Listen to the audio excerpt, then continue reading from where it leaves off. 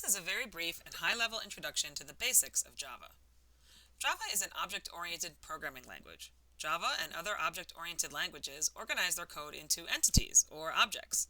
An object is like a blueprint or a template for something in the program.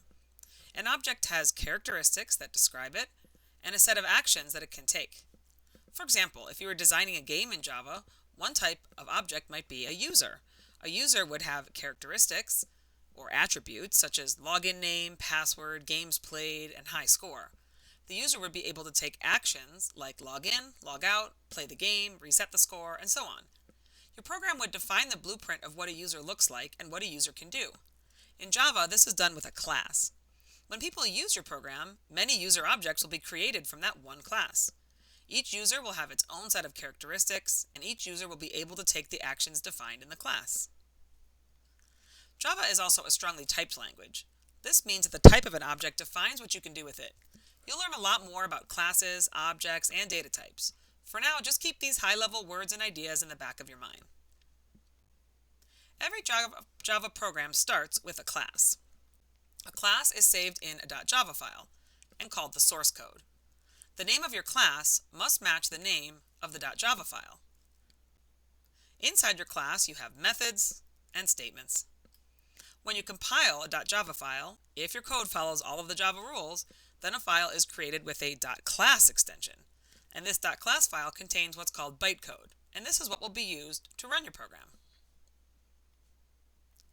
Here's an example of a simple program. This program would be saved in a file called simpleclass.java. This is the class header. The class body is surrounded by brackets. The class contains two methods. Each one has a method header and a method body. The method body is surrounded by brackets. The method header defines several things, including the method's name, the return type, which is the output of the method, the formal parameters, which are the inputs to the method. Within each method, there are programming statements. Each programming statement ends with a semicolon. The main method is a special method. This is the method that is launched when you run your program. The main method has to have this exact method header. Syntax is the set of rules that make up a language. Java is very particular about syntax. You'll see lots of curly brackets and semicolons in your Java code. The exact correct placement of these characters is necessary in order for your program to compile and run. Get into the habit early on of being very careful about your placement and use of brackets and semicolons. A basic action you'll want to take in even very simple programs is displaying output to the console and reading input from the keyboard. This allows you to communicate with your user. You can use the statement system.out.println to display output to the user. And you can use a scanner object to read input from the user through the keyboard. For example, this statement reads in the user's name as text, and this statement reads in the user's age as a number. We aren't going to break these statements down in this video. For now, you can just use them to communicate with the user of your program. Don't worry though, eventually you'll be able to explain what each part of these statements means. As I previously mentioned, every programming language defines the rules that must be followed for that language. This is called the syntax. Your program must follow these rules in order to compile. Every language also has conventions. These are rules that you should follow, even though not following them won't prevent you from compiling and running your code. Conventions describe things like how to name variables and how to space and indent your code. Even though the compiler won't force you to follow conventions, it's very important that you do. Following the conventions of a language make your code more readable and easier to maintain. Some conventions help give information to someone reading your code. And following conventions can be an indicator of the quality of your code. After all, you don't want to just write code that works, you want to write good code. That of course also works. Here are only some of Java's basic syntax rules and conventions. Regarding whitespace, Java ignores extra whitespace, so putting more blank lines or indentations or extra spaces will not change what the program does. However, human readers very much rely on whitespace to read and understand code. So by convention, use new lines, spaces, and indentations to improve readability and follow the conventions for specific constructs like methods and loops.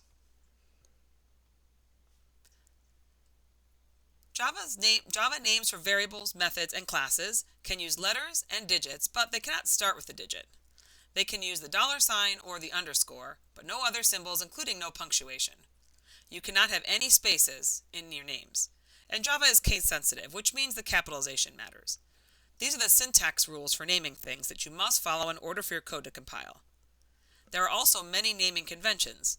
By conventions, class names should be upper camel case. This means that all words have the first letter capitalized. Variable and method names should be lower camel case. This means that the first word is in all lowercase, but all subsequent words have the first letter capitalized.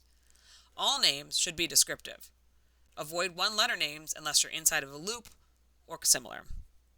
Avoid using underscores in class, method, and variable names. Using underscores for names does not follow Java convention. There are 3 types of errors or bugs you might encounter when programming. Syntax or compile time errors occur when your code doesn't follow the rules of the language. If you have a syntax error, your code will not compile. No bytecode is created, and so that means you cannot run the program. The compiler should help to give you information about syntax errors. Some will be easy to fix, and others might be very challenging. If your code compiles, you can run it. If it crashes when it's running, this is called a runtime error. In Java, when your program crashes, the runtime error will give you information about where in the code the error happened. This can help you track it down to fix it. If your code compiles and runs without crashing, it still might not do what you want it to do. This is called a logical or semantic error. And this is often the hardest kind of error to fix because the compiler and the runtime engine don't give you any additional clues on where the error might be. Writing code means having errors. That's just part of the deal. Be prepared to encounter bugs that are easy to fix and some that might be a lot more challenging. It's all part of the process.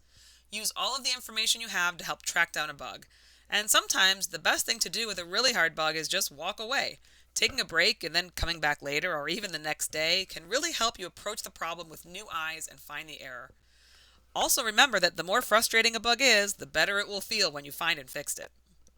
So welcome to the wonderful world of Java. This was just a very brief introduction to Java, and there is oh so much more to learn.